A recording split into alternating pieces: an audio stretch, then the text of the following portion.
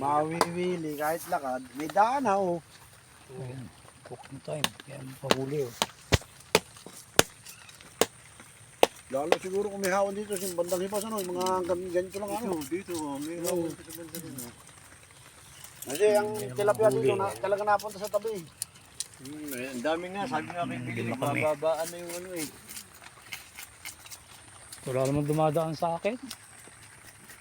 Doon sa gitna yun, yung pangalawa. Baka Kung hindi, malalim kasi yung pwesto natin eh, medyo lubog yun. Oo. lumulubog. Hindi mo natapatay karsada. Baka nga. Lumulubog yun. Kasi malalim yun eh, sige hanggang dito. Hindi natapatang ibili yung karsada. Yung daan.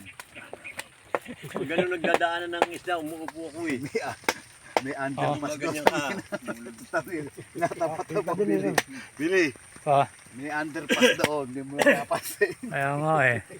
Dapat lumubog ka. Doon kami. May kawayanan na yun. Ganoon minsan eh. Puta pagtatapat sa akin, nawawala. Pala may underground. Ay, wari ko yung mga upahang lakad. Yung, kasi nakakakita ko naglalakad eh, mga babae. Naglalakad pangunga ng kangkong. Dito siguro nalusot ano. Ayan pala oh. May ahado tayong talong. Ang dami. Huwag kang kangkong dyan, baka may kangkong pa dyan. Masarap yan, okra yan. Ayun yung talong. Ang daming talong.